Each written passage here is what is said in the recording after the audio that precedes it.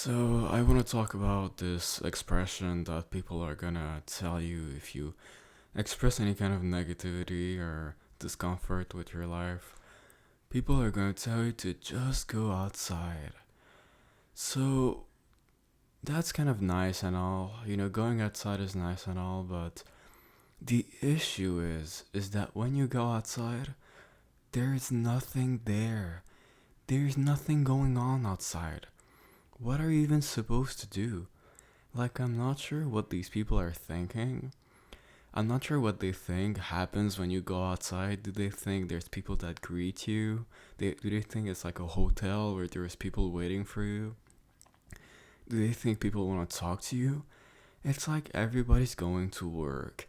Everybody's trying to live their own life, live their own shitty life with their wife that screams at them and their boss that screams at them. They don't want to deal with your bullshit on top of that. They don't want to deal with your nonsense. People have shit to do.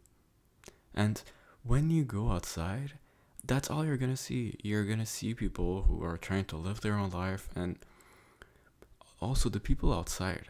It's not like they have anything to do with you in any way. Most of them are old.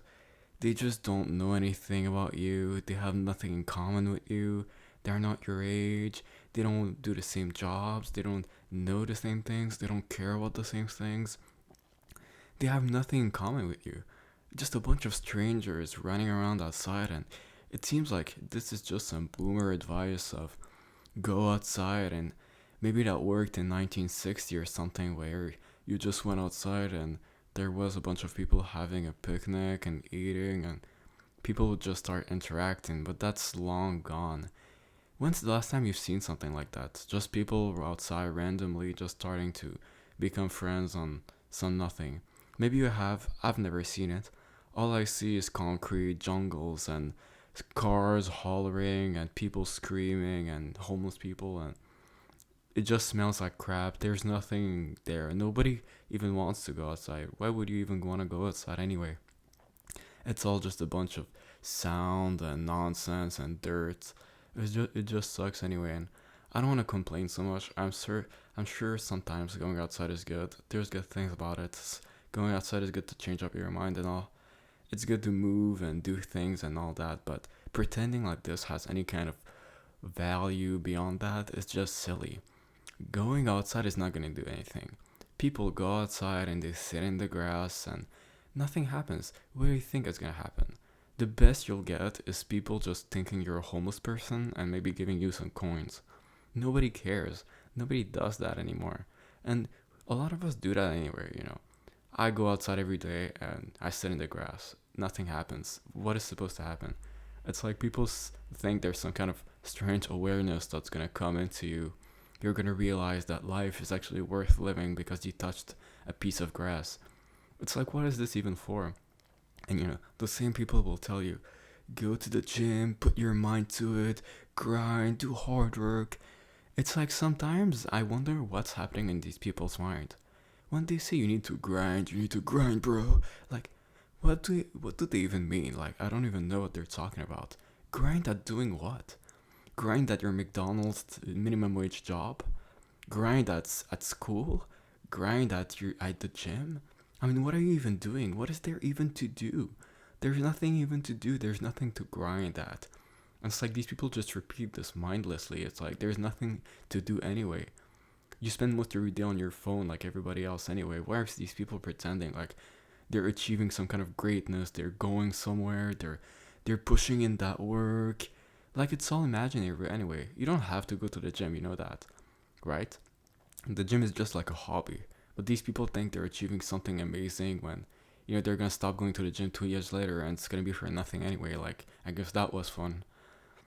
But these people just can't seem to accept that life isn't like that. Life isn't that simple. You don't just go outside, you don't just go to the gym, you don't just spend all day in your room trying to work on something, pretending like you're grinding yourself or something, thinking you're achieving something. It's not that simple.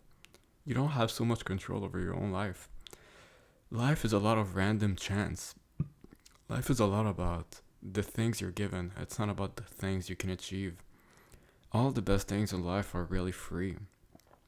and you need to have them given to you. You can create them. Things like a good family, things like good friends, things like money, things like affluence, like good schools, things like a real community, which is what people really need. They don't need to touch grass. They don't need to go run around around a bunch of weird strangers who are trying to make some money so they can do whatever. That's not what they need. They need a real community. But that doesn't exist anymore, pretty much. We're just stuck there in these weird environments where everybody's a stranger and nobody cares, and there's no avenues for actually substantially improving your life or gaining any kind of affluence or doing anything. You're just stuck there. And it seems like so many of these boomers have just gotten used to the idea that you go outside and you just walk around a bunch of strangers and your life is just stuck there and you just don't have any power over the decisions of your life. That the biggest choices you can make is what you're gonna eat for dinner, and even that is not really your choice. It's like these people are just so comfortable with that idea.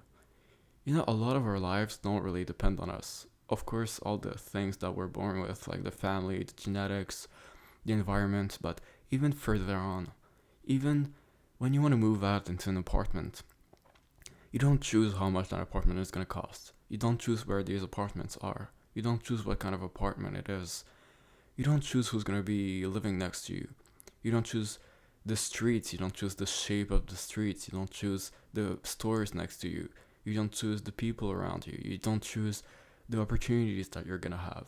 You don't choose the friends that you're going to meet.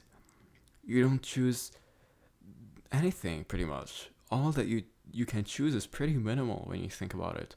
That's why mobility is so difficult. That's why people get stuck in these tiers, because society is highly insulated. A lot of the power you can access requires a bunch of things that you can't really create out of nothing. If you want to have a PhD, the average IQ for a PhD is like 125, right? If you don't have that, which is only 5% of the population, you probably can't get it. That's a pretty big wall, and people pretend like that doesn't exist. Now, of course, you can still get it while having something lower, but it's a general rule. And that's not the only thing. If you want to have actual influence in your life, you need a lot of money. Most people, most people don't have pretty much nothing. I think 28% of people have like $1,000 in savings. What can you even do with that? What can you even do with $50,000? What can you even achieve with that? Not anything really substantial. You can survive, you can live, but you can't even buy a house, you can't raise kids. You can't really do much anyway, right? I mean, it's good to be comfortable, but it doesn't really go much beyond that. At least if you're trying to actually change something in your environment, if you're trying to really create something meaningful, which something like, these communities that we wished we had, we can't make them up. Even if you had a lot of money, you can't really make these things up. You can't even make them up for the people after you. They really need to be given to you. Your parents, if they were more caring, if they were a bit smarter, maybe they would have tried to create a community for you before you were even born by meeting other families and connecting you. That's something that's not talked about. That's something that parents don't really care about, but it's important. A lot of them should have tried to connect you with other people because they have that power. But, you know, a lot of people think money and grinding and all these things are big, and I don't want to be too negative. Of course, life isn't just about intelligence and money and all that. Sometimes you can still have a good life, you can still achieve good things without that. But we can't pretend like this isn't what the parameters of life actually are. This is what your success and your well being actually depends on. It depends on 99.9% factors completely outside of your control, and your choices are so minimal. You could easily imagine someone who grinds themselves away and becomes a doctor or a politician or something like that. A great achievement, but you can imagine them in their house all alone, without a family because their family was abusive and they cut them off a long time ago, without friends because they were bullied their whole lives and they never had any friends, without relationships because they were never developed the skills to achieve that and they never had the genetics to achieve something like that, and it just was always really hard for them. So they're here and they end up alone in the city that they're alienated from. It's like, what was it even all for? You're sitting in your house, maybe it's a nice house, maybe you have a car, but for what? You still have to go to work in the morning like everybody else.